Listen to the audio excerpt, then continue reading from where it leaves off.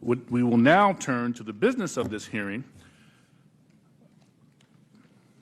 More than 50 years ago, the U.S. government ended Project Blue Book, an effort to catalog and understand sightings of objects in the air that could not otherwise be explained. For more than 20 years, that project had treated unidentified anomalies in our airspace as a national security threat to be monitored and investigated.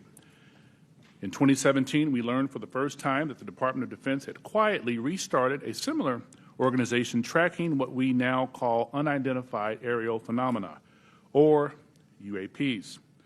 Last year, Congress rewrote the charter for that organization, now called the Airborne Object Identification and Management Synchronization Group, or AIM-SOG for short. Today, we will bring that organization out of the shadows.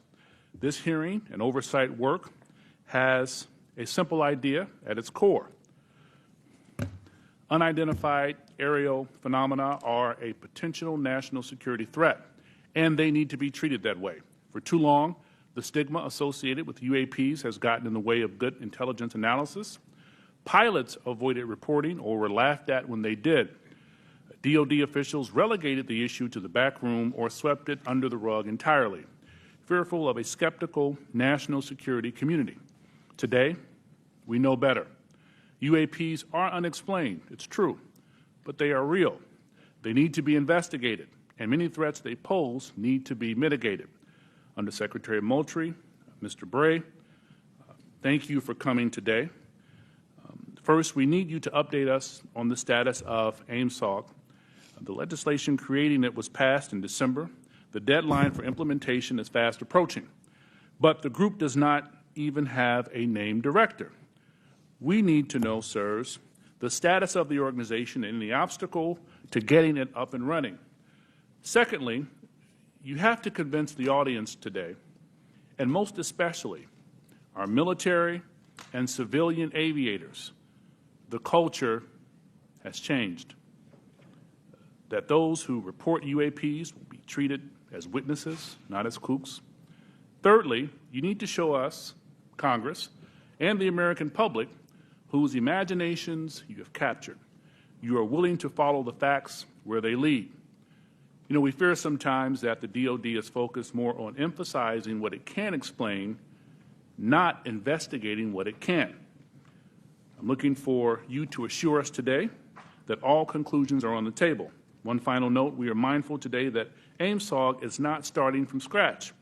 This is the third version of this task force in DoD, and civil society groups like the Mutual UFO Network, Mr. Corbell and others have been collecting data on this issue for years.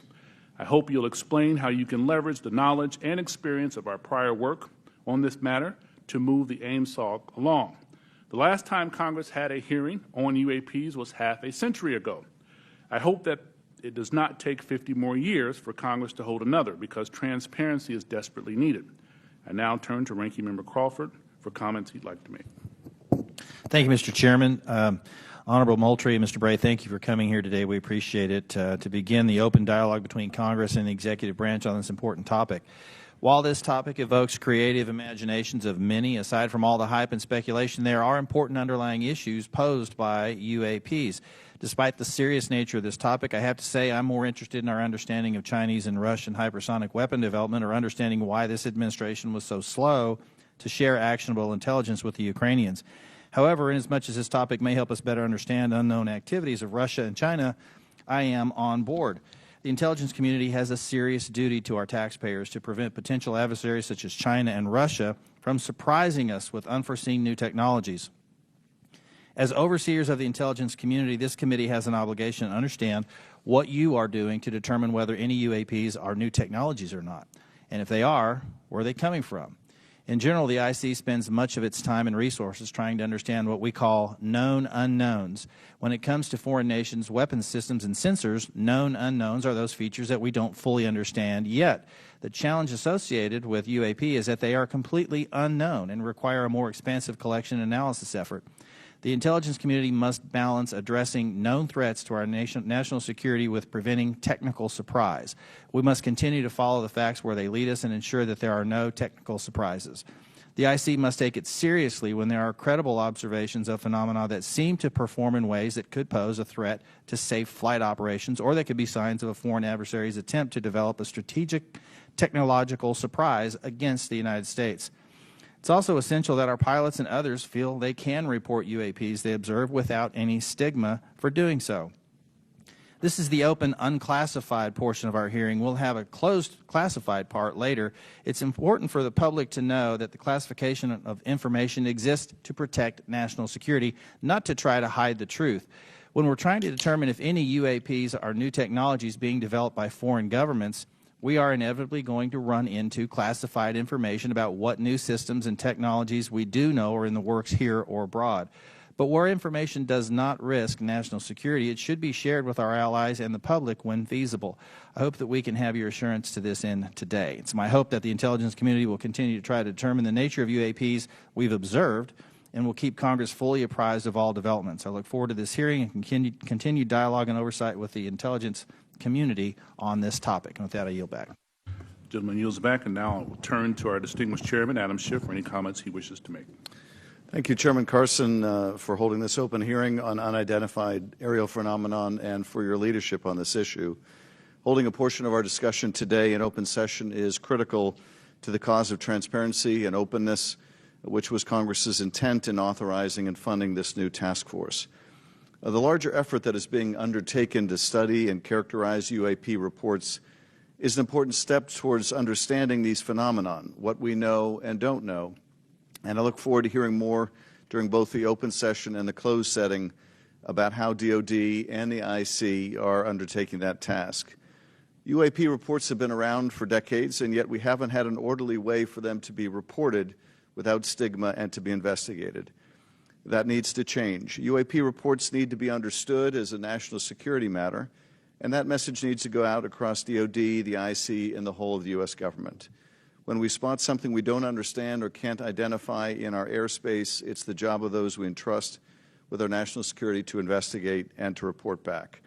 That is why it's important that we hold this open hearing for the public to hear directly from the Department of Defense on the steps it's taking to track, analyze, and transparently communicate the work that is being done on this issue. It is also the responsibility of our government and this panel to share as much as we can with the American people, since excessive secrecy only breeds distrust and speculation. I look forward to hearing how the UAP task force is being stood up, what challenges they still face, and how this committee can make sure the task force is able to shed light on one of the world's most enduring mysteries. I thank you gentlemen for your work, and be very interested to hear what you have to say. To me, among the most fascinating questions are these phenomena that we can measure. That is, instruments report there is something there. It is not the human eye confusing objects in the sky. There is something there, measurable by multiple instruments, and yet it seems to move in directions that are inconsistent with what we know of physics or science more broadly. And that to me poses questions of tremendous interest and as well as potential national security significance. So we look forward to hearing what you're able to report to us today in open session, and I want to thank Chairman Carson again for his extraordinary leadership on this issue, and I yield back. Chairman yields back. Thank you. With that, we will start our hearing. Under Secretary Moultrie, the floor is yours, sir. Thank you. Chairman Schiff, Committee Chairman Carson, Ranking Member Crawford, distinguished members of the subcommittee, it's a privilege to be here with you today to address your questions regarding unidentified aerial phenomenon, or UAP. I'm pleased to be joined by Mr. Scott Bray, the Deputy Director of Naval Intelligence, who will speak to the Navy's Unidentified Aerial Phenomenon Task Force, which laid the foundation for the efforts we will discuss today. First, I'd like to thank Congress for supporting the Department's UAP efforts. The NDAA for fiscal year 2022 has helped us to establish a dedicated office to oversee processes and procedures for the timely collection, processing, analysis, and reporting of UAP-related data. What are UAP? Put simply, UAP are airborne objects that, when encountered, cannot be immediately identified. However, it is the Department's contention that by combining appropriately structured, collected data with rigorous scientific analysis, any object that we encounter can likely be isolated, characterized, identified, and if necessary, mitigated. We know that our service members have encountered unidentified aerial phenomena, and because UAPs pose potential flight safety and general security risks, we are committed to a focused effort to determine their origins. Our effort will include the thorough examination of adversarial platforms and potential breakthrough technologies, U.S. government or commercial platforms, allied or partner systems, and other natural phenomena. We also understand that there has been a cultural stigma surrounding UAP. Our goal is to eliminate the stigma by fully incorporating our operators and mission personnel into a standardized data gathering process. We believe that making UAP reporting a mission imperative will be instrumental to the effort's success.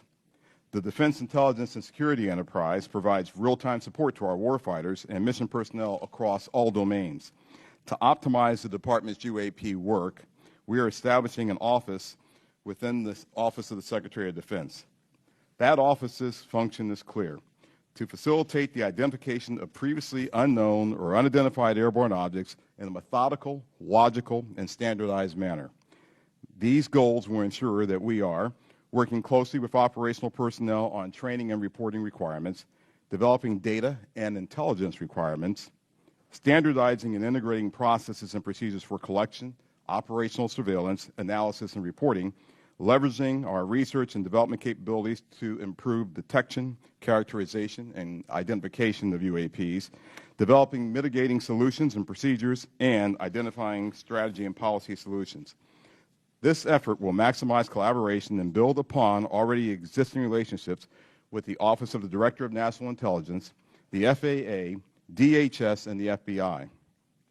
We are also committed to strong partnerships with the Department of Energy, NOAA, the DEA, NASA, and the national labs, and just as importantly, our international partners and allies. With regard to the importance of transparency, the Department is fully committed to the principle of openness and accountability to the American people. However, we are also mindful of our obligation to protect sensitive sources and methods. Our goal is to strike that delicate balance, one that enables us to maintain the public's trust while preserving those capabilities that are vital to the support of our service personnel. In closing, the Department is committed to this effort and welcomes the challenge. We thank you for your committed support and look forward to your questions.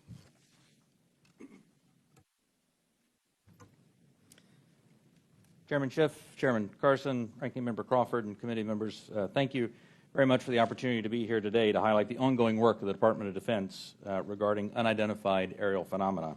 Since the early 2000s, we have seen an increasing number of unauthorized and or unidentified aircraft or objects in military-controlled training areas and training ranges and other designated airspace. Reports of sightings are frequent and continuing.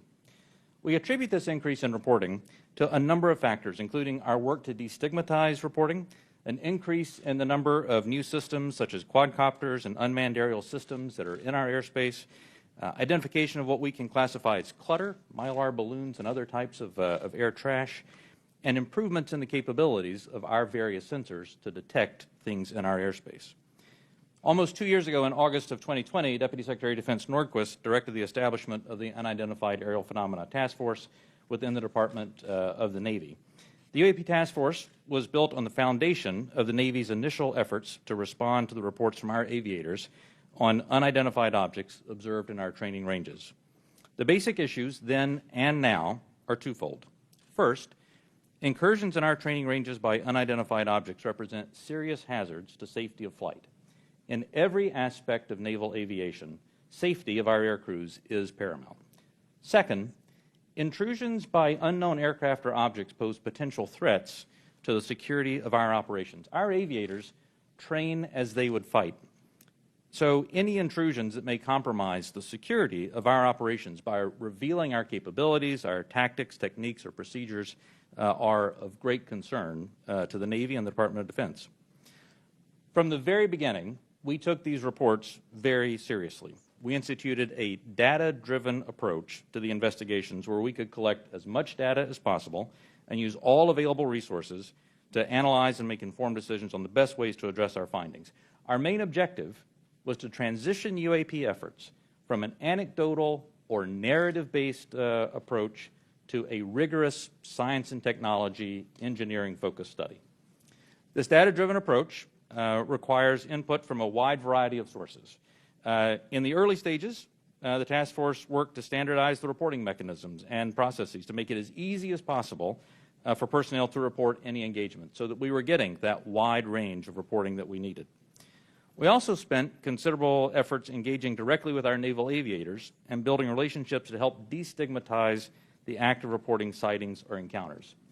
And we worked with naval aviation leadership to provide additional equipment to record any encounter. Navy and Air Force crews now have step-by-step procedures for reporting on a UAP on their knee board in the cockpit and in their post-flight debrief procedures. The direct result of those efforts has been increased reporting, with increased opportunities to focus a number of sensors on any objects. The message is now clear. If you see something, you need to report it. And the message has been received. In fact, recently, I received a call from a senior naval aviator with over 2,000 flight hours. He called me personally from the flight line after landing to talk about an encounter that he had just experienced.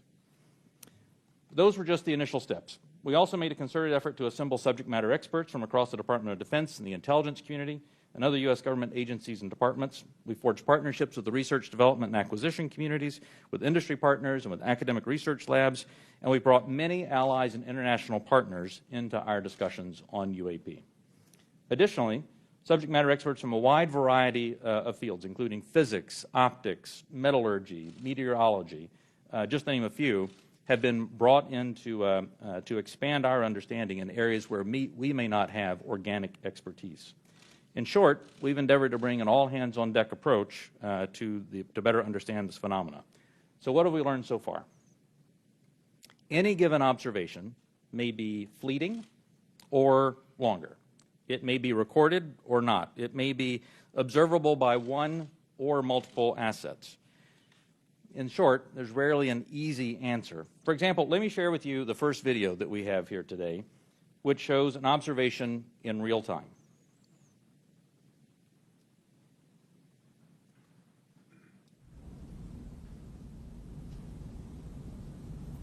There it was. That's, in many cases, that's all that a report may include. And in many other cases, we have far less than this. As we detailed in both the unclassified and classified versions of the preliminary assessment released by the Office of the Director of National Intelligence last June, this often limited amount of high-quality data and reporting hampers our ability to draw firm conclusions about the nature or intent of UAP.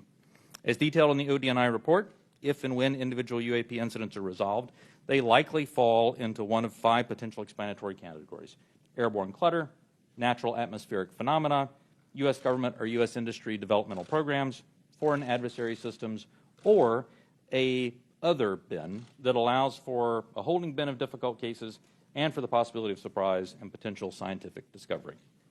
We stand by those initial results. Since the release of that preliminary report, the UAP Task Force database has now grown to contain approximately 400 reports. The stigma has been reduced. We've also made progress in resolving the character of a limited number of UAP encounters. For example, let me show you a couple of another video and image taken years apart in different areas. In this video, U.S. Navy personnel recorded what appears to be triangles, some flashing, recorded several years ago, off the coast of the United States. This was recorded while the U.S. Navy ship observed a number of small unmanned aerial systems in the area. And importantly, the video was taken through night vision goggles with a single lens reflex camera. These remained unresolved for several years.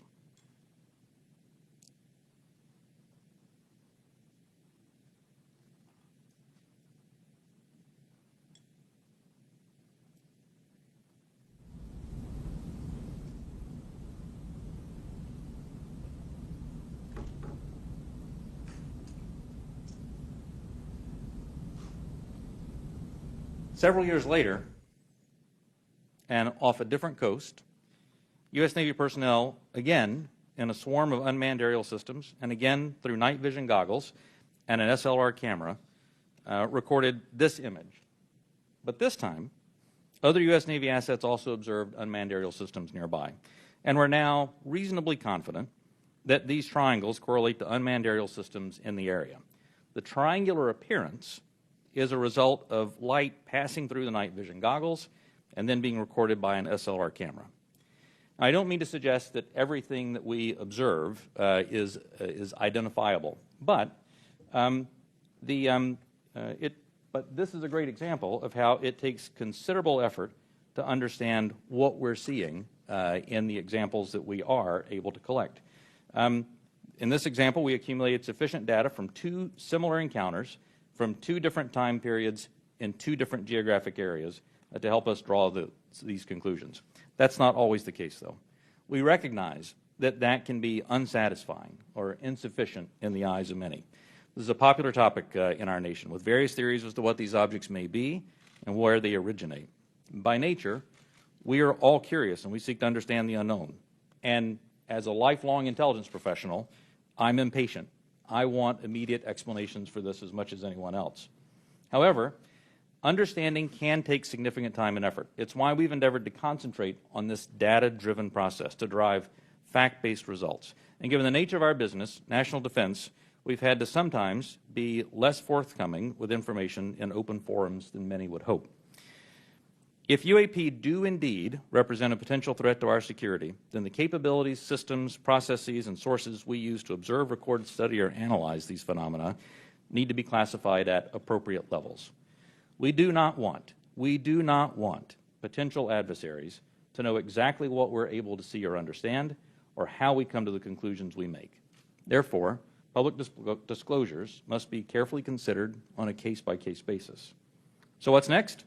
We're concentrating on a seamless transition to the new organization. And future analysis of complicated issues of UAP issues will greatly benefit from the infrastructure, the process, and the procedures that we've developed to date. I'm confident that the task force under Navy leadership has forged a path forward that will allow us to anchor assessments in science and engineering by anecdotal evidence. We remain committed to that goal, as I know the USDI organization does as well.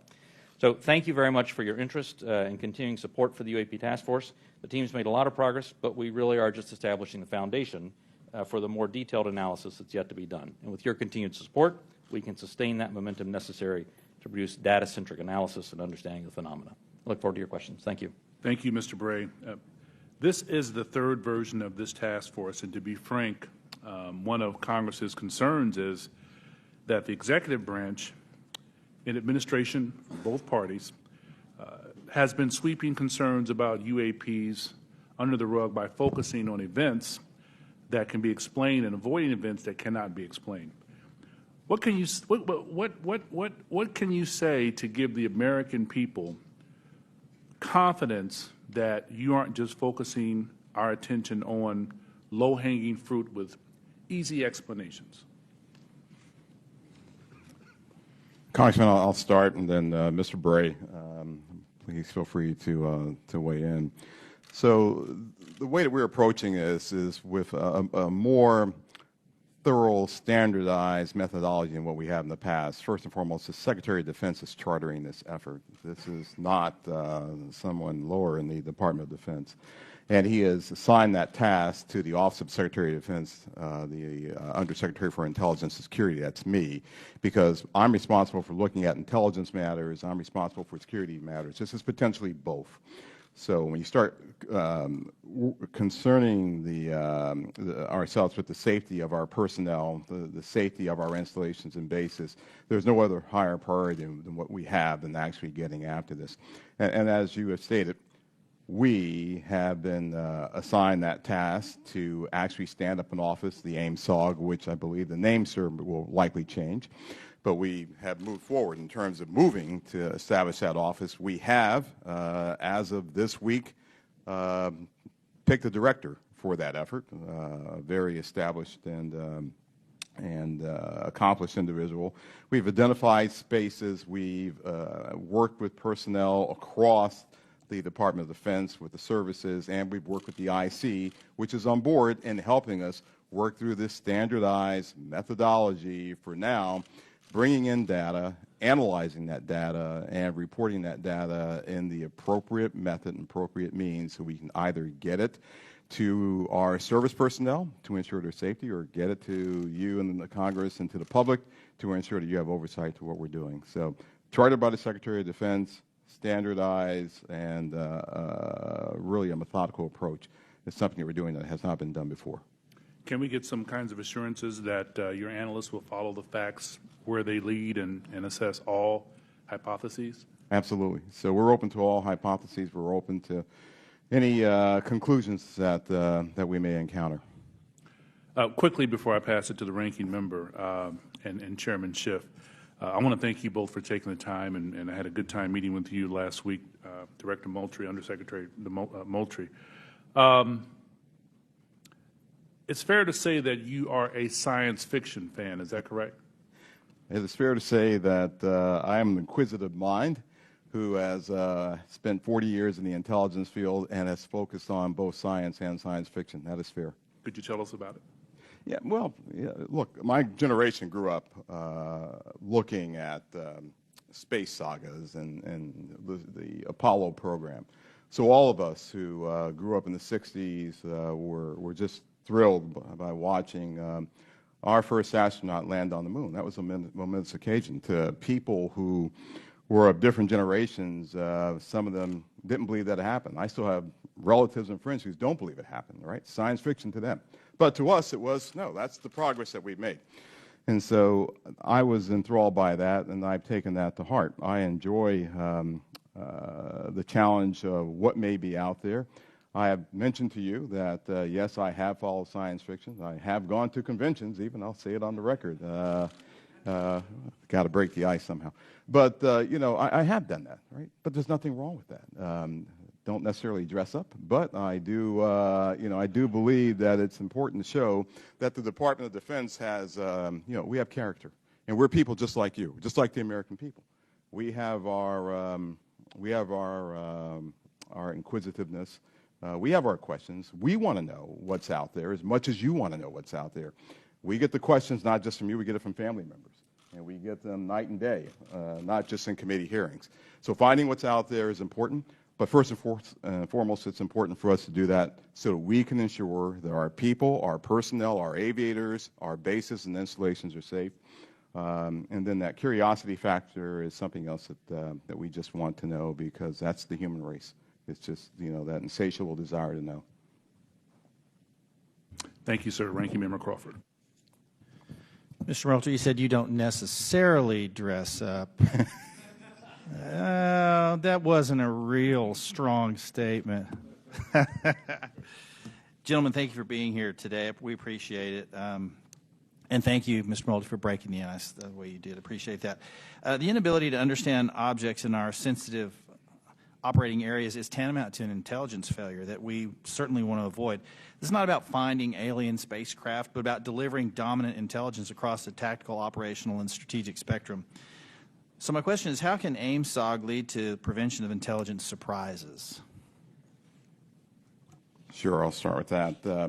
So the goal of our effort is to integrate it into what we already do on a normal basis, which is look for the unknowns, Congressman, as you stated in your opening remarks, across all domains. So we've been doing this for decades. We've been looking at the space domain, looking at space objects, looking at space weather, looking at space phenomenon. We've been looking at things in the air domain, and we, as you know, and I'll talk more about this in classified session, but we have a very concerted effort to understand adversarial platforms and adversarial developmental programs. And we do that also in the ground domain. And of course, we're very interested in what happens in the underwater or sea domain, if you will, subsurface domain. So if there are objects that our aviators or air crews are encountering in this air domain, and their sensors are discovering or detecting some of these objects, we want to just bring that in to the normal process that we have for identifying unknown unknowns. We want to make sure we have the intelligence requirements that allow us not only to look at that event from the time that it occurs forward, but maybe retrospectively we want to go back and see if we can get to the left of that event to say, was there some developmental program that we, to get to your technical surprise issue, sir, that we should have known about? And if so, how do we put that intelligence requirement in place to ensure that we are following an adversarial development or any other development that may be out there? So that's what we want to do in terms of normalizing this and bringing it into the normal process of how we identify unknown unknowns. So you mentioned fidelity, and I think it's important to talk about the relationship from the Navy as the lead agency on this. How do you interact with Space Force, Air Force, to create that degree of fidelity? We're talking about sensors and so on, and I guess where I have some concerns that many of the images that we see commonly in this committee and even in open source, the resolution and the clarity that would allow a robust technical intelligence analysis is challenging. So is AIMSOC prepared to address the quality and quantity of data collected on UAP to advance intelligence collection? And do you have the adequate sensors you need to collect that high-quality data? One of the lines of effort that we have is looking at our sensor capabilities and to understand whether or not, as the video showed that Mr. Bray displayed, sometimes it's very fleeting data that we have on some of these objects. And we want to make sure that, one, our systems are calibrated to actually be able to collect on the objects. You know, our sensors today they're calibrated for specific things. We want to make sure they're calibrated for things of this nature, things of this size, things of this velocity, if I can use that term. We want to make sure that once we have that data is stored in some standardized method that we can then extract and that we can feed into our system real time. So we do not want this to take some prolonged period of time for us to get that data. But our goal is absolutely to have that high fidelity information that we get from all sensors, and we want to be able to integrate that with what we may have off of ground-based sensors. So whatever we may have on a platform, whatever we may have on the ground, whatever we may have from other sensors that we may have in different domains, we want to be able to integrate that all and get this integrated picture as we would, as I said, with any other unidentified objects or things that we are tracking as a part of our normal intelligence responsibilities. Thank you. Last question, Mr. Bray, if you would.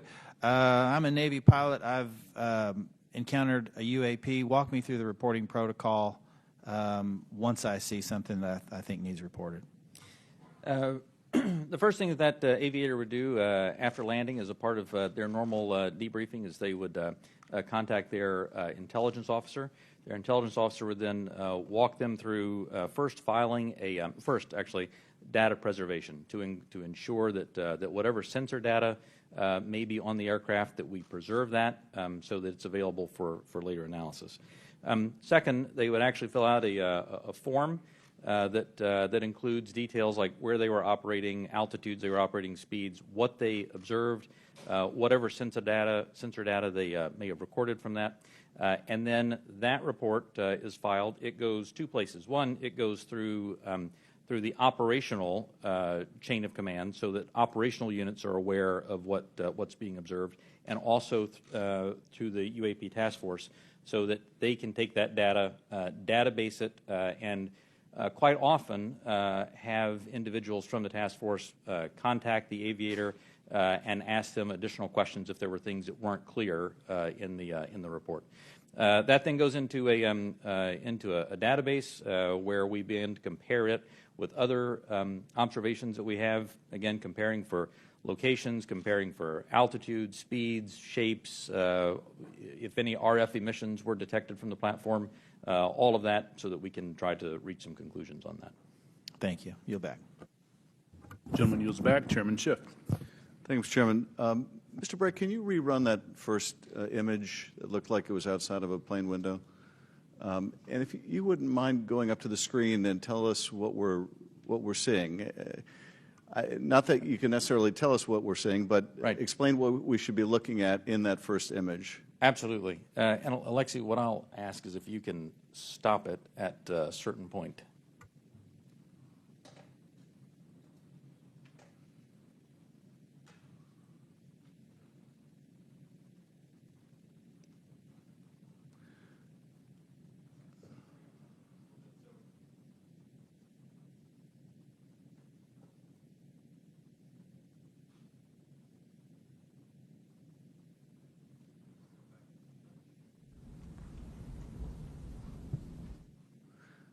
And are we looking outside of a civilian aircraft window? Is that what we're looking at? You're looking outside a U.S. Navy F-18. Okay.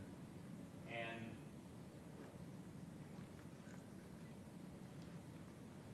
this is great. It shows how difficult the analysis is. Go just a little farther forward, Alexi.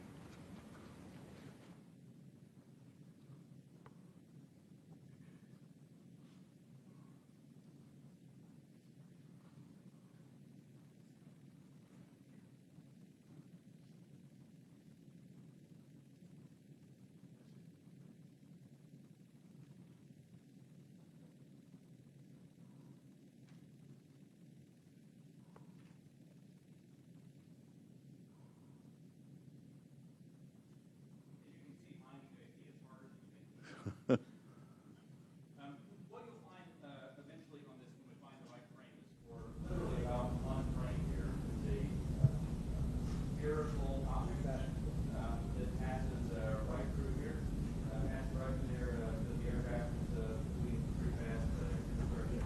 Fly by. And it is a. Is that it right there?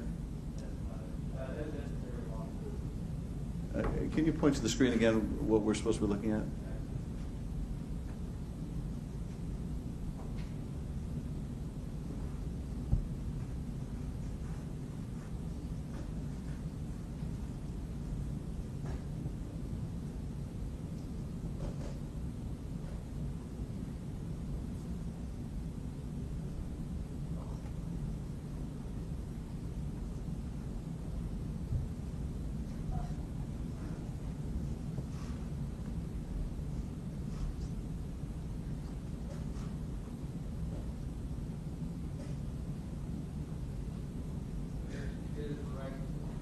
Okay, if you could stop that frame.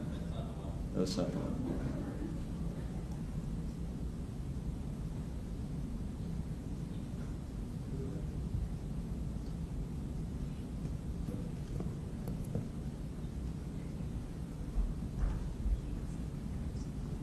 Alexi, just put it play.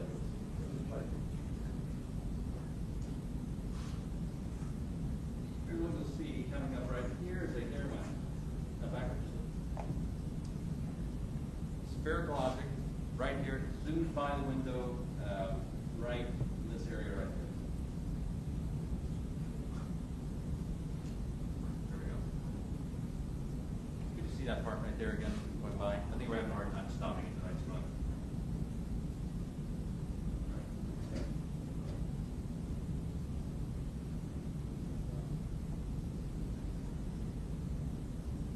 Okay. So as you can see, it's difficult, and I think a part of the issue here is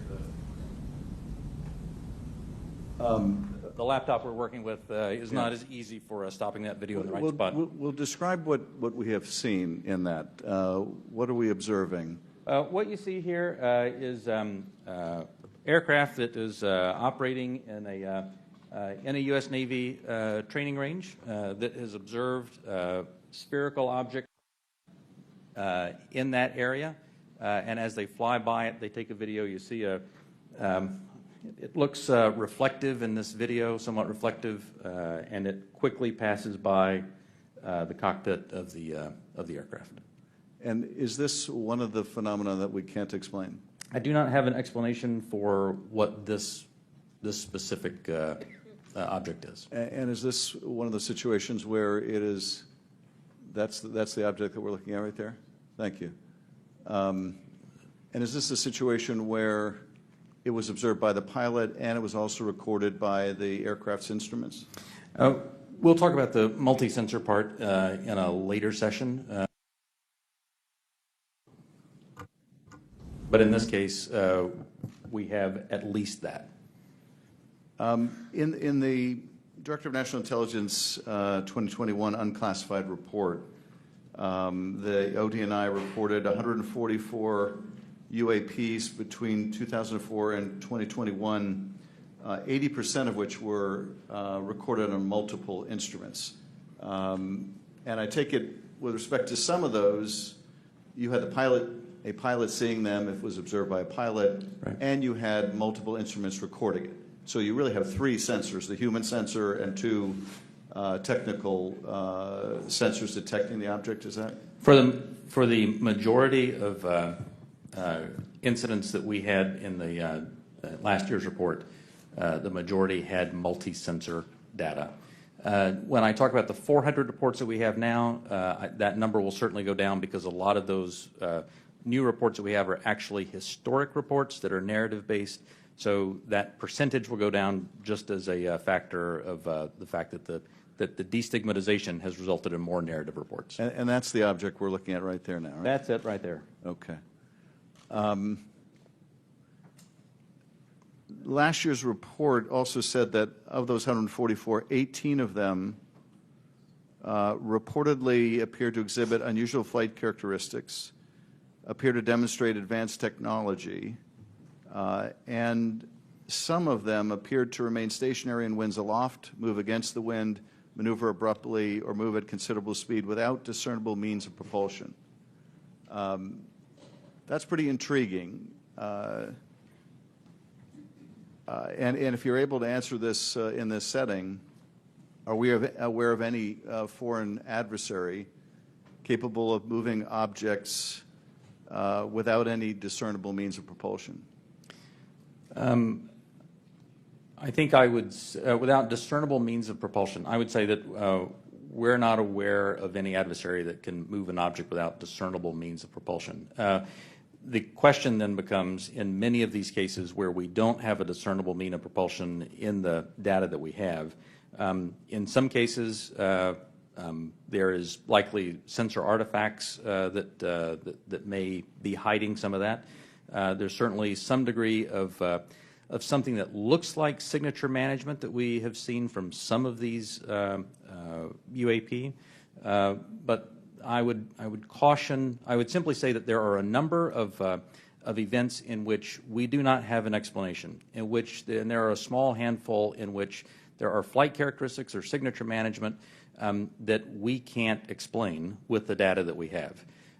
We'll continue. Those are obviously the ones that are of most interest to us. Earlier, when we asked about how you avoid technological surprise, the biggest way you avoid technological surprise is by collecting this type of data and by, importantly, calibrating the assumptions that you go into with how you do that analysis. I'll tell you, within the UAP task force, we have one basic assumption, and that is that generally speaking, our sensors operate as designed. And we make that assumption because many times these are multi-sensor collections.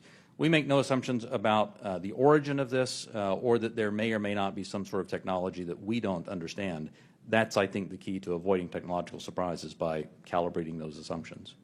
And finally, with respect to the second two videos showing the small triangles, the hypothesis is that those are commercial drones that, because of the use of night vision goggles, appear like triangles. Is that the operating assessment? Some type of drone, some type of unmanned aerial system, and it is simply that light source resolves itself through the night vision goggles onto the SLR camera as a triangle.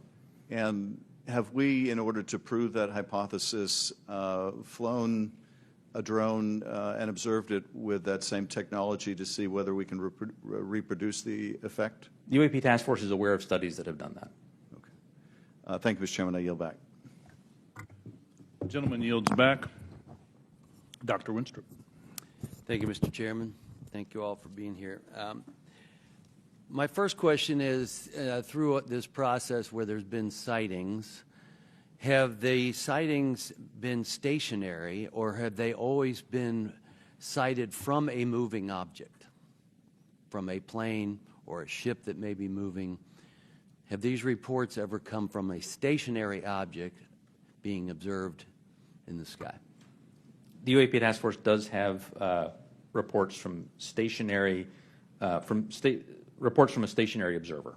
Because there's a difference observing something when you're moving as Right. well. It's physics, right? So that's Right. why I asked that question.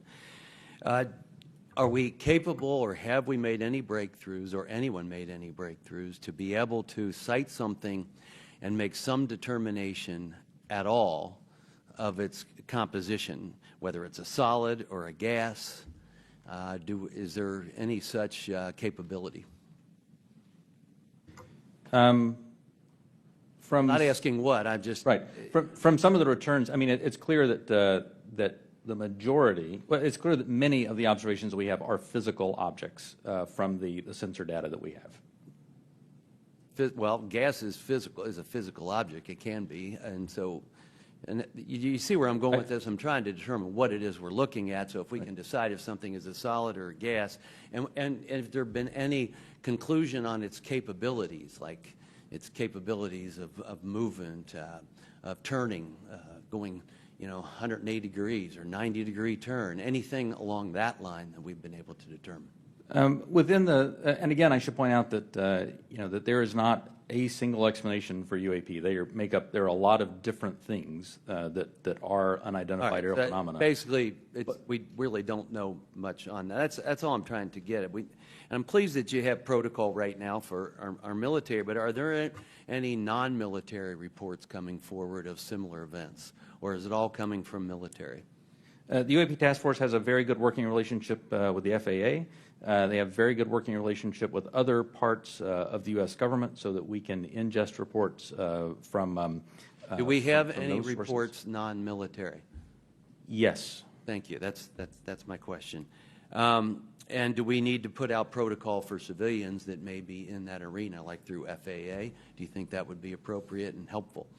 I think standardized reporting, without a doubt, is key to helping us get to ascertain what some of these are. I think it would be important as well.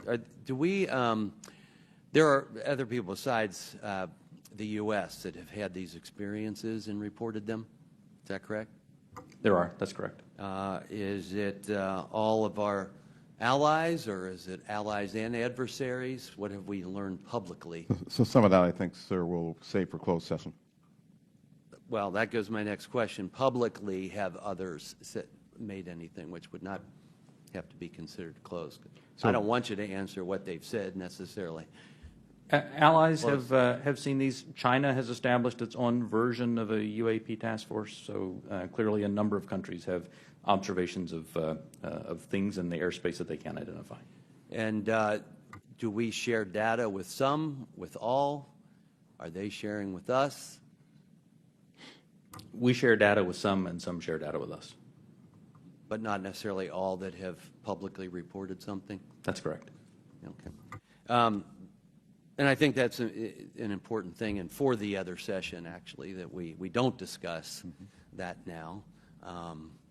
Because, obviously something like this can be a national security challenge for us, no doubt about it. If they're developed by an adversary through some breakthrough technology, they can be very disruptive to our military actions, or at least serve as a distraction. So my caution would be careful who we share our data with, and don't necessarily trust some of the data we may get from someone else. And with that, I yield back. Gentleman yields back. Mr. Himes. Thank you, Mr. Chairman.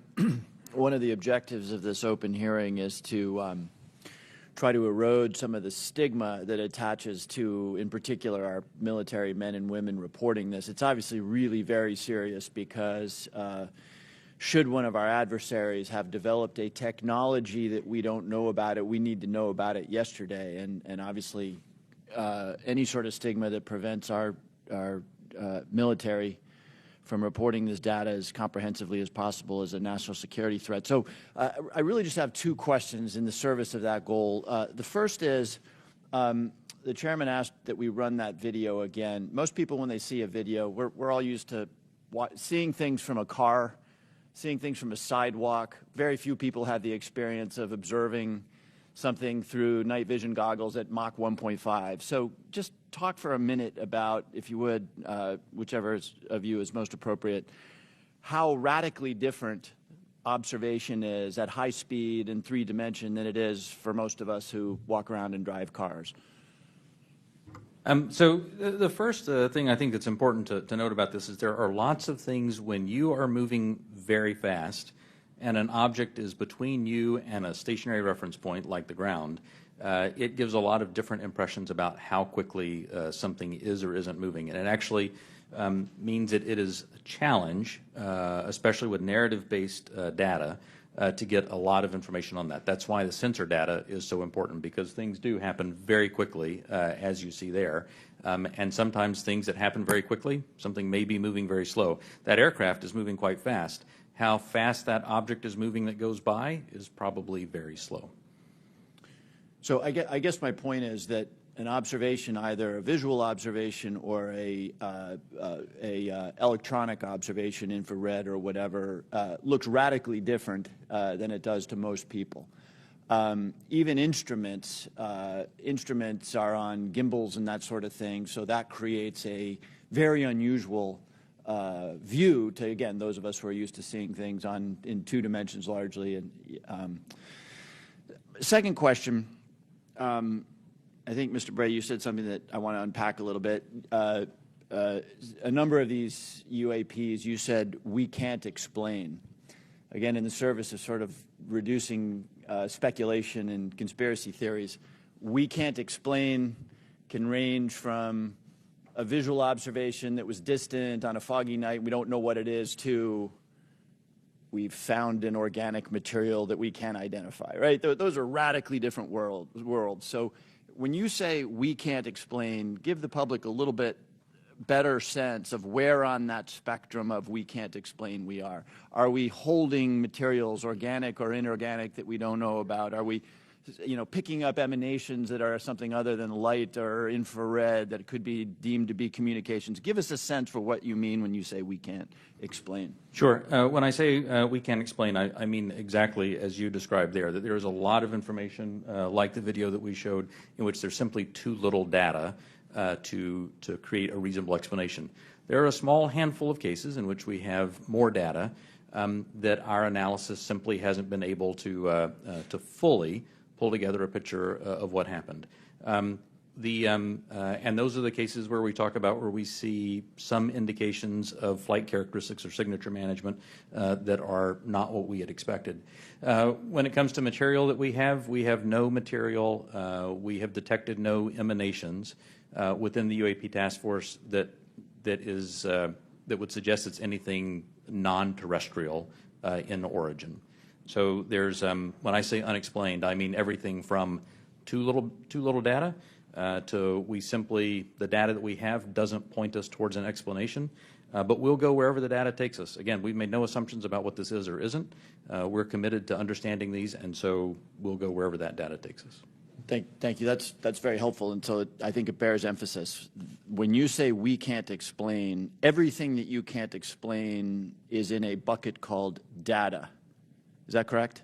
And that would mean data collected by sensors, visual observations, everything that we can't explain, quote unquote, is in a bucket called data. Right. A narrative report from the early 2000s, if it just had a little bit of information on it, would be in our database and it would be unresolved. I would add to that it's insufficient data. I mean, that's one of the challenges we have.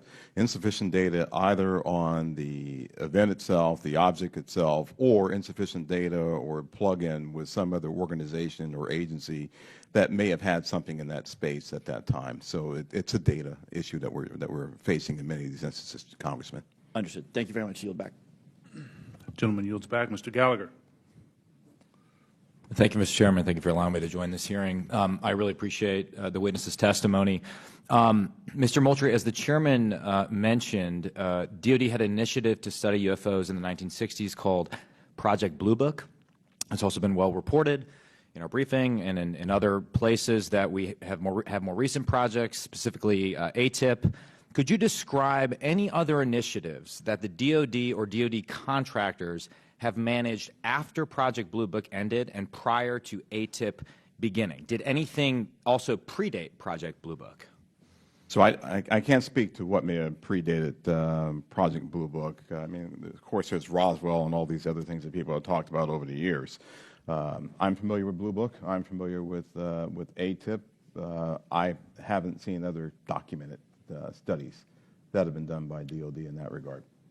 So you're not aware of anything in between Project Blue Book and ATIP? I'm not aware of anything that's official that was done in between those two. Hasn't been brought to my attention. Okay. Additionally, are you aware of any other DoD or DoD contract programs focused on UAPs from a technological engineering perspective? And by that I mean, are you aware of any technology initiatives focused on this topic other than initiatives focused on the individual case investigations? I am not aware of any contractual programs that are focused on anything related to this other than what we are doing in the Navy Task Force and what we are about to launch in terms of our effort. Same question for you, Mr. Bray. Same answer, not aware of anything outside what we are doing in the UAP task force. So just to confirm, you're not aware of any technology or engineering resources that have been focused on these efforts besides what we've mentioned today? Once again, I'll say no contractual or programmatic efforts that are involved. The reason why I qualify it that way, let me qualify it that way. I can't speak to what people may be looking at in the department. Somebody says, I'm looking at something that may be unidentified, and I can't speak to that. I speak to official programs that we have on the record.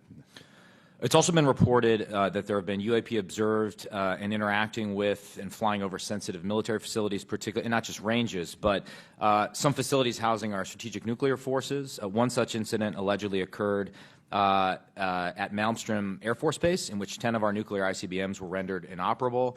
At the same time, a glowing red orb was observed overhead. I'm not commenting on the accuracy of this. I'm simply asking you whether you're aware of it and whether you have any comment on the accuracy of that report. Let me pass that to Mr. Bray, if you've been looking at UAPs over the last 3 years. That data is not within the holdings of the UAP task force. Okay, but are you aware of the report, or that the data exists somewhere? I have heard stories. I have not seen the official data on that. So you've just seen informal stories, no official assessment that you've done or exists within DoD that you're aware of regarding the Malmstrom incident? All I can speak to is what's within my cognizance of the UAP task force, and we have not looked at that incident. Well, I would say, it's a pretty high-profile incident. I don't claim to be an expert on this, but that's out there in the ether. You're the guys investigating it. I mean, who else is doing it? If something was officially brought to our attention, we would look at it. There are many things that are out there in the ether that aren't officially brought to our attention. So how would it have to be officially brought to your attention? I'm bringing it to your attention. Sure, this is pretty official. Sure. So we'll go back and take a look at it, but generally there is some authoritative figure that says there is an incident that occurred. We'd like you to look at this.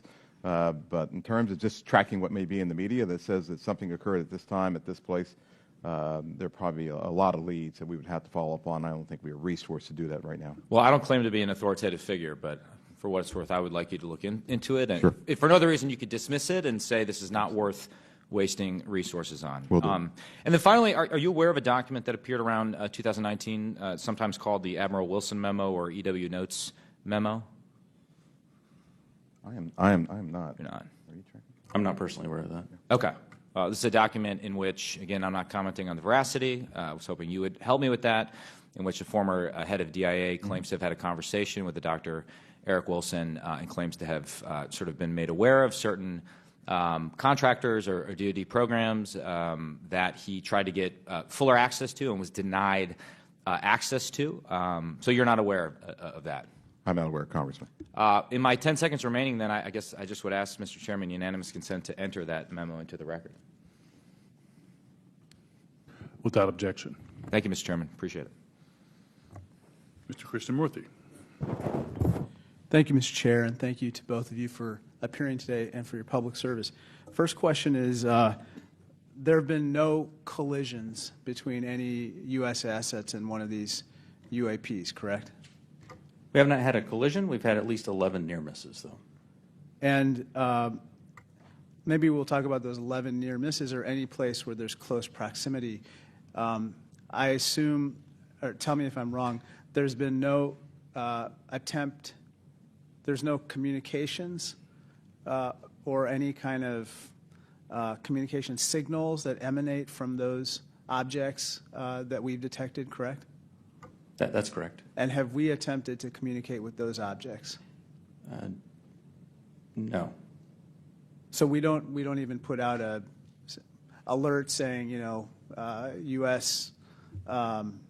Identify yourself you are, within our flight path or something like that. We haven't said anything like that? We've not put anything out like that. Generally speaking, for example, in the video that we showed earlier, it appears to be something that is, unmanned, appears to be something that may or may not be in controlled flight, and so we've not attempted any communication with that. Okay, so, and I assume we've never discharged any armaments against a UAP, correct? That's correct. How about wreckage? Have we come across any wreckage of any kind of object that has now been examined by you? The UAP task force doesn't have any wreckage that isn't explainable, that isn't consistent with being of terrestrial origin. Do we have any sensors underwater to detect on submerged UAPs? Anything that is in the ocean or in the seas? So I think that would be more appropriately addressed in closed session, sir. Okay. I think one of the biggest questions that I have is, we say with a lot of probability, we say they, quote unquote, probably do represent physical objects, close quote. When we say probably, is that because we cannot conclusively say that they are physical objects? In the task force report, when I say probably represent physical objects, most of them represent physical objects. There could be some that are more of a meteorological phenomena, something like that, that may not be a physical object in the sense that most people think of something you could go up and touch. But the ones where you say most of them represent physical objects, can you say that they are definitely, like with 100% certainty, that they are physical objects? I can say with certainty that a number of these are physical objects. Okay, so we can't rule out that some of them may not be physical objects. So, some certainly could be a sensor anomaly or something like that. Some could be. Now, how about with regard to UAPs? We've talked about UAPs on training areas, but obviously there's some sensor bias. I would think we put sensors in training areas. How about with regard to non-training areas? Do we track what's in open source and what civilians and others have tracked, and have we found similarities to what they've observed in terms of UAPs in non-training areas to the ones that are in training areas? The UAP task force has worked very hard to make sure the data set that we're working with is a data set that we have very good control over that data. So we have some partnerships with FAA so that we get some of that, so we get that reporting in. But if it comes to just open source reports, or someone says that they saw something, that generally does not make it into our database. So basically, it sounds like we have a good partnership with FAA, but apart from FAA, we don't have partnerships with other agencies or other entities that might be tracking, so that we could enlarge our data set to make comparisons. So we will. So that's the goal of this next effort, will be to expand that relationship with the rest of government and the interagency, so we can understand what they're seeing, what we're seeing. We can correlate on each other's holdings because and hopefully resolve this. Sorry to interrupt, but I think that we might have a bias right now going on with regard to just reporting on UAPs being in training areas when we don't really track what's happening elsewhere. Last question. Have our encounters with UAPs altered the development of either our offensive or defensive capabilities, or even our sensor capabilities? We'd save that for the closed session. Okay, great. Thank you. Mr. LaHood. Thank you, Mr. Chairman, and I want to thank the witnesses for being here today. Obviously, this topic of UAPs has attracted a lot of interest in people that are curious about this hearing today. As we talk about, and I would say there's a lot of what I would call amateur interest groups that are involved in the UAP field. My question is, when there are unsubstantiated claims or manufactured claims of UAPs, or kind of false information that's put out there, what are the consequences for people that are involved with that, or groups that are involved with that? So one of the concerns that we have is that there are a lot of individuals and groups that are putting information out there that that could be considered to be somewhat self-serving. We're trying to do what's in the best interest of, one, the Department of Defense, and then two, what's in the best interest of the public, to ensure that we can put factual-based information back into the mainstream and back into the bloodstream of the reporting media that we have, so people understand what's there. It's important because we are attempting, as this hearing has drawn out, to understand, one, what may just be natural phenomenon, two, what may be sensor phenomenology or things that were happening with sensors, three, what may be legitimate counterintelligence threats to places that we have or bases or installations, or security threats to our platforms. And anything that diverts us off of what we have with the resources that have been allocated to us, send us off in these spurious chases and hunts that are just not helpful. And they also they also contribute to the undermining of the confidence that the Congress and the American people have that we are trying to get to the root cause of what's happening here, report on that, and then feed that back into our national security apparatus so we are able to protect the American people and our allies. So it is harmful, it is hurtful, but hopefully if we get more information out there, we'll start to lessen the impact of some of those spurious reports. So just taking that a step further, so that misinformation, false narratives, manufactured, so what are the consequences? Are there legal consequences? Are there examples that you can give us where people have been held accountable by this misinformation or disinformation? I can't give you, any examples where somebody's been legally held liable for putting something out there, but... Well, I guess what's the deterrent from people engaging in this activity? I don't know. I don't have that answer. That's something that welcome the dialogue with Congress to talk about that with the members who help legislate those laws to say what should be the legal ramifications that we could use to potentially hold individuals accountable, whether it be citizens or information that might be injected into our media by other forces or other countries, if you will. And in terms of DOD's review and analysis in this field, I mean, is there a standard in place when it comes to UAPs? I mean, is there any guidance you look to that's codified in law or otherwise within DOD that kind of sets out the standards for UAPs and what to look for? I think that's part of what the group that we're standing up now will be chartered to do. We're actually, from my organization, we'll be looking at policy and standards that we have to come to you and work with you to actually put in place and promulgate across our government. Thank you. I yield back. Gentleman yields back. Mr. Welch. Thank you. I'm going to follow on the line of questions from Mr. LaHood. Gentlemen, what seems incredibly difficult for you is that there's two almost competing but different narratives. One is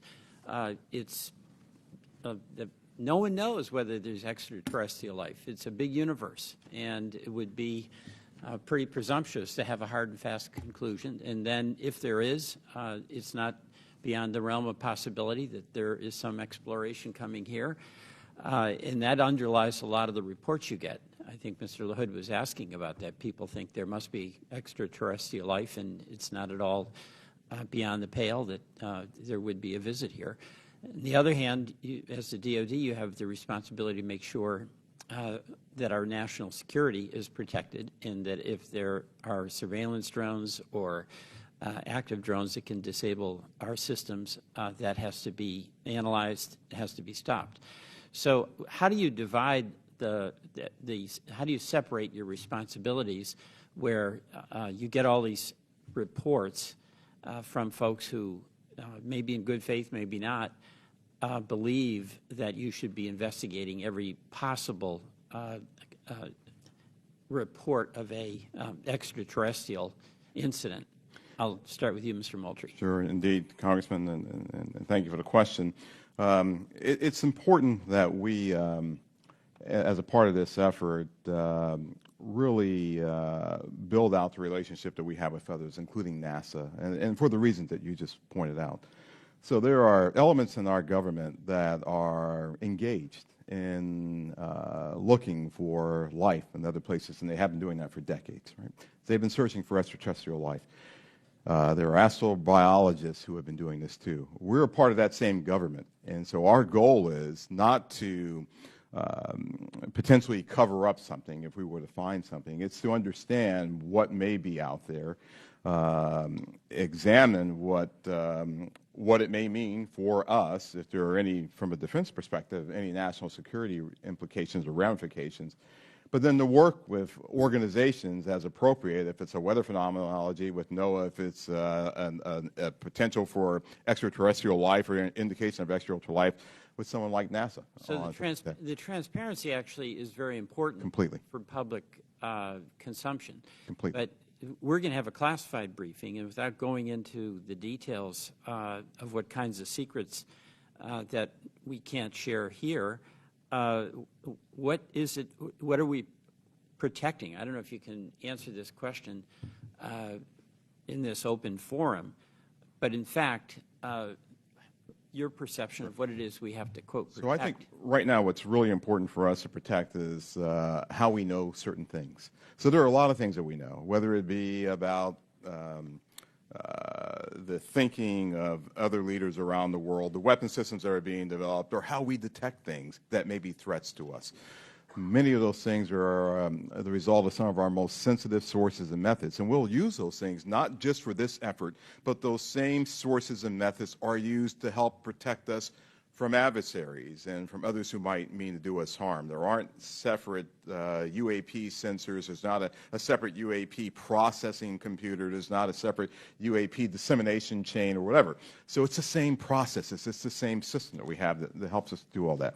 We need to protect that because this is something that we're looking at, but we're sure there are going to be other things that we'll look at in the future that will need those same sensors, we'll need those same sources and methods to help us do. So we're protecting the fact of that this nation has developed capabilities that enable us to know what may be threats to us and to counter those threats before they become something of a national issue. Thank you very much. I want to thank both you, Mr. Bray, and you, Mr. Moultrie, for your appearance today. I yield back. Gentleman yields back. Gentlemen, beyond videos, is there a range of other information that the executive branch has that would be valuable to the American people while protecting sources and methods, obviously? The details of individual encounters, including the time, place, and details of an encounter.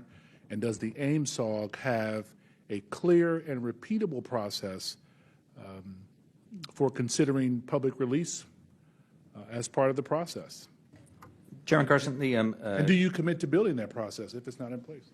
The UAP Task Force, the security classification guide that the UAP Task Force has been operating under that I approved really was meant to protect those sources and methods and meant to protect any knowledge that an adversary intelligence entity may gain from understanding what we're tracking, how we track it, or when we're tracking it, or if we're not.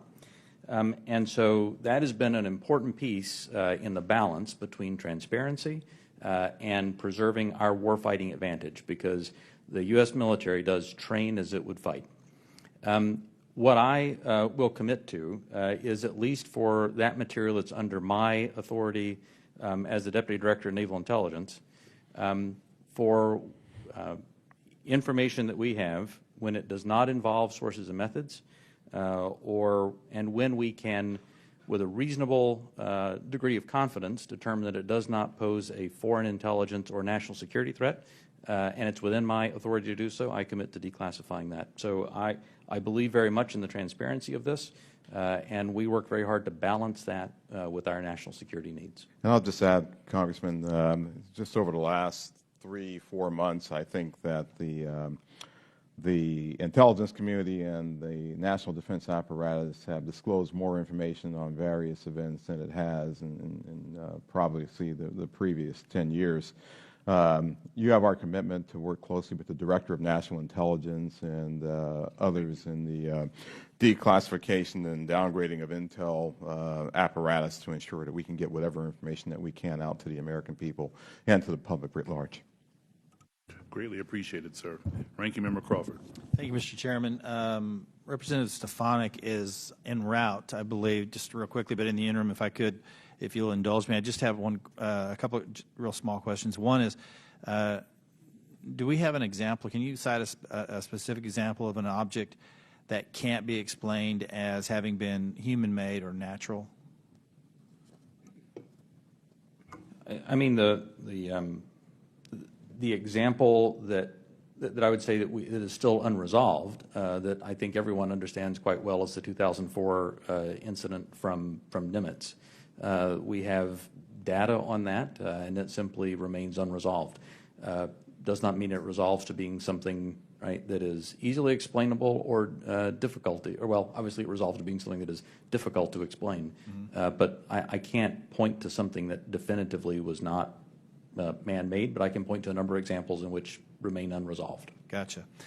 With regard to videos that have appeared in open source channels, for example, the Tic Tac video, does AIMSOG maintain control of videos, and how do you prevent leaks of potentially classified videos or other material? So the AIMSOG, as we establish that organization, we will have a process for classified and compartmented holdings, and we will find a way of getting positive control over those. We have our sensitive access programs and special access programs that allow us to put what we call SAPs around things, and then there's controlled access programs that allow us to put caps around things. So we'll have that in place. Our goal will be ensuring that we're sharing that with the appropriate analysts and the appropriate exploiters, if you will, who can look at that data too. What we don't want to do is bring something into a DoD database or a DoD holding and then have so many wrappers around it, it's not available to those who really need to look at it and to exploit it. And that's one of the reasons we're establishing relationships with the interagency, with the IC and others to be able to do that, sir. But we will do our best to maintain positive control over the materials that we have within our holdings. Thank you. Chairman Schiff. Thank you, Mr. Chairman. Just going back to the 2021 report, under the category of UAP appear to demonstrate advanced technology, those 18 incidents in which some of the UAP appear to remain stationary, winds aloft, move against the wind, maneuver abruptly, or move at considerable speed without discernible means of propulsion.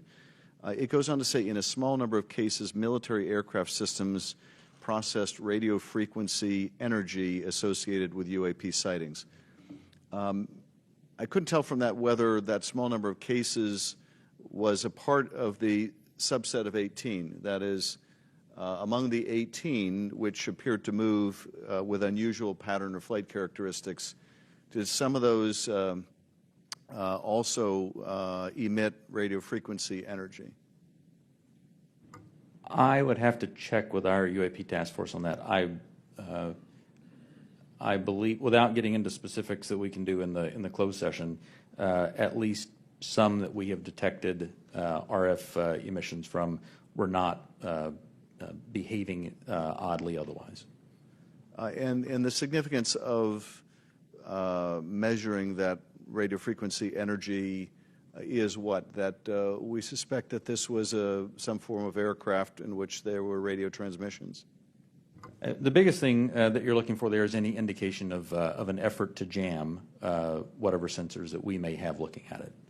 But I would also add to that radio frequency, as you know, Congressman, is used to control various platforms too. So the fact of emanations coming off of any platform, whether it be a UAV or another platform, could be radio frequency activity related to that entity transmitting out or something transmitting to that platform. And of course, we have a sensitivity with our airborne platforms of picking it up, which is one of the reasons that we try to prevent people from using their cell phones on airplanes and things like that. It's very sensitive to RF emanations. So that's a part of what we'll be looking at in the AIMSOG. What is this? Is this something that we can collect on, and can we start to characterize the signaling environment around the emanations that may be coming off of some of these UAPs? So that energy then that was recorded could be either an effort to jam, or it could be an effort to control a UAV, or any other communication with that craft. I would say that's accurate. Right. Thank you, Mr. Chairman. Thank you, Chairman. As the ODNI report makes clear, one possible explanation for UAPs is that we are detecting U.S. aircraft, either secret air programs or even test prototypes. I won't ask you in this setting, obviously, to describe any secret DoD programs. That said, I do want to make sure the U.S. government isn't chasing its own tail. Firstly, do you have a clear and repeatable process to check with compartmented programs about whether a UAP sighting is attributable to a U.S. aircraft? Secondly, does the AIMSOG staff have the clearances and read-ons that they need to investigate all of these incidents? And thirdly, when your staff cannot be read on, are your questions to those who are read on even being answered? So I'll start, and then I'll pass that to Mr. Bray. So we're very conscious of the potential blue-on-blue issue or U.S. on U.S., and so we've established relationships with organizations and entities that are potentially flying or developing platforms for their own interests, if you will. And our goal is to continue, and we have a repeatable process. I think we've had that process for some time, to deconflict activities that we may have to ensure that we are not potentially reporting on something that may be a developmental platform or a U.S. operational platform that is performing either testing or performing a mission. So we will have that in place. We've already had those discussions with organizations and entities. We want to ensure that we're protecting their equities. We want to ensure that we're protecting their sources and methods while also getting at what we have here. We want to be able to deconflict those. Absolutely. The UAP Task Force has had a process in place to work with other elements of the Department of Defense and other elements of the government to ensure that that there's an as simple a way as possible to deconflict those. And when we reference that in the report, I should say that we were simply accounting for the fact that there could possibly be one or two data points that had leaked through, but we were quite confident that was not the explanation. How are you all liaisoning with Space Command? Specifically, how are you partnering with the parts of the U.S. Space Command responsible for space domain awareness? And how, if at all, are you partnering with the Space Force to analyze UAPs? The UAP Task Force has a very good relationship with Space Force, as it does with the rest of the Department of Defense. We have pulled analysts in from Space Force to ensure that that we're availing ourselves of that expertise, as well as any other material they may have that would be helpful. And Congressman, as you know, Space Force and Space Command, they have responsibility for space domain awareness. So what we've done, we coordinated with Space Force, we coordinated with their J2, and she is on board in terms of helping us plug into what they have and for us to have this interactive exchange of information and data. And we're doing that with all the services, not just with Space Force or Space Command. Thank you, sir. Ranking member, any additional questions? All right, Chairman Schiff. All right. With that, I want to thank you all for taking the time out. I also want to thank my colleagues on both sides of the aisle for participating in this very historical and important hearing. I think it's one of the few times we can demonstrate some degree of bipartisanship around UAPs and UFOs. So I love it. Appreciate it. Thank you.